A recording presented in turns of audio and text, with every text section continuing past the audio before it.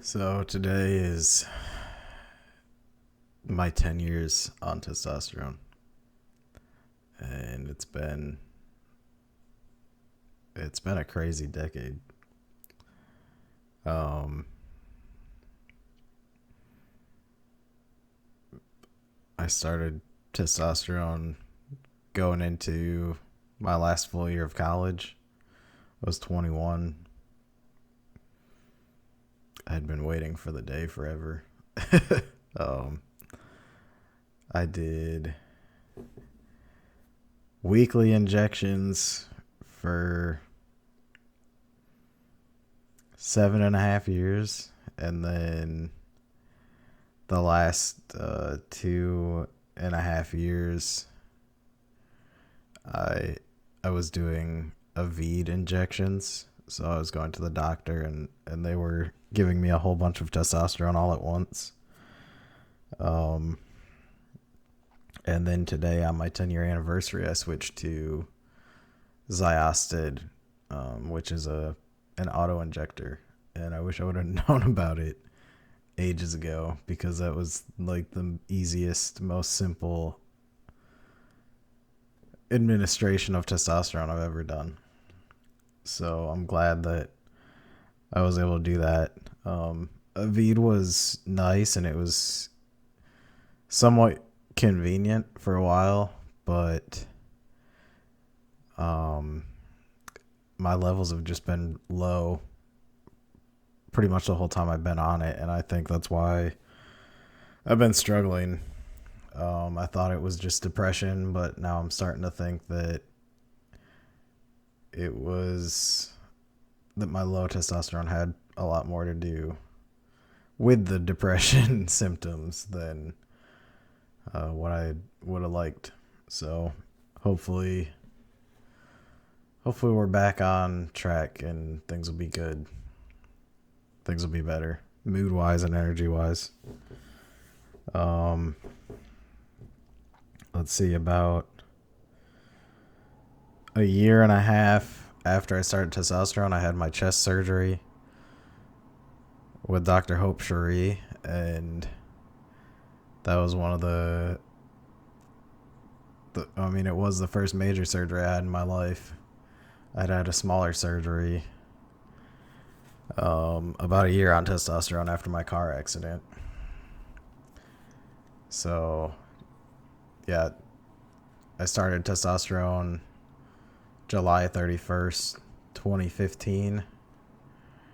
I had chest surgery on January 5th, 2017, right after I left college.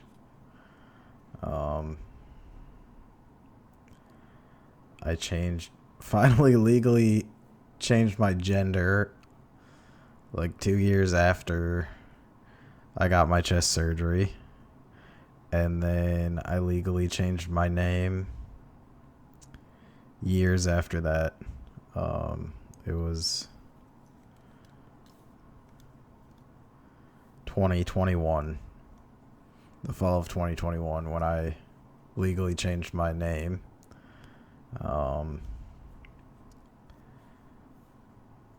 And then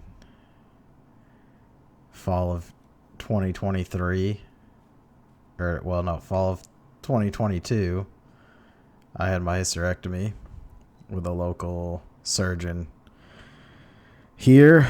And then I had my first stage of metoidioplasty on August 7th, 2023. I had stage 2 of metoidioplasty on December 5th, 2023. And then on May 21st of 2025, I had stage 1 of phalloplasty. And I've been recovering from that all summer. In about a week and a half, on August 11th, I'm having my fistula repair surgery. It was my only complication out of all of these surgeries. I've been pretty fortunate in that regard. And then we will try and figure out when I can have stage 2 and stage 3 of phalloplasty. I was wrongfully terminated from my job 2 weeks after my phalloplasty surgery, which is why I'm not back at work yet. I have secured a new employer, and they are very kindly allowing me to start after my upcoming surgery. And then that's what kind of complicates timing for stage 2 and stage 3, because I won't be eligible for FMLA for another year again. And I'll be needing to take time off work to recover from those surgeries, especially stage 3. So I'm currently trying to kind of wrangle with the fact that I'm going to be living with an aesthetically unfinished penis for over a year. It's been weighing on my mind, and it kind of just is what it is. I hope that we can figure out a way to get my stage 2 surgery done quicker, sooner. I might just have to eat vacation time for it, but that's how life goes, especially these past few years. I'm feeling much more at home in my body these days. Metoidioplasty helped a lot with dysphoria, but I still kind of had this overwhelming sense of not having my penis. So for all intents and purposes, I finally felt like I had a male body, but it was more like a very strong phantom limb sensation. My metoidioplasty penis was just not the penis that I needed, I guess. But it did buy me a couple years until I was able to have the support and the finances to have phalloplasty. So it was very, very positive in that regard. I haven't really experienced many changes on testosterone in the last few years. I've been going bald. I've actually kind of stayed steady at this level of baldness for the past probably 3 years. I just kind of do this buzz cut. My beard is very slowly filling in on the cheeks. My chin hair is starting to fill in. My mustache connects to my beard, and I do have the handlebar mustache. Body hair hasn't really changed in a few years. Really, my changes have just been the surgeries the last probably 3 years, maybe even the last 4 years. So, yeah, it's been, I don't know, it's been a long journey, it's been a long ride, and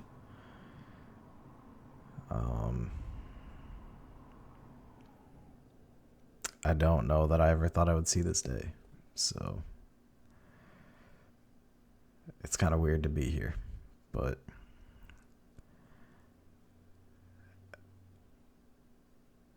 I'm here, and I'm just gonna keep going. I don't really have a choice. So we'll see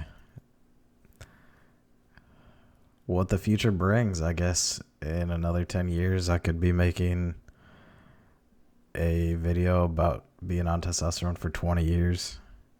That'd be kind of unheard of.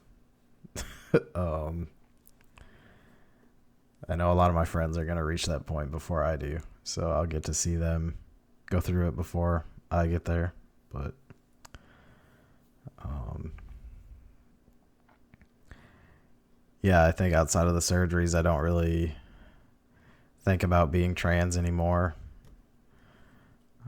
I don't really talk about it. I have a few trans friends that I talk to, and especially when we're going through these surgeries lately, we do talk about transition related topics more often, and it's hard to ignore the media as much as I try.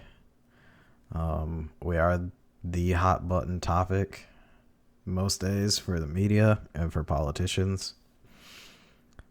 And I do miss the days when nobody knew we existed, when politicians didn't use us as a point to argue over, when I could watch TV and every political ad wasn't attacking my very existence. But hopefully some good progress comes out of this fight. I know it feels like we're kind of going backwards these days, but I do think that in the end there will be progress. That's how these things tend to go. So,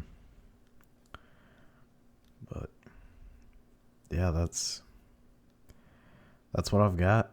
That's my big update on the 10-year anniversary. And I guess we'll see if I feel like making an 11-year video or what.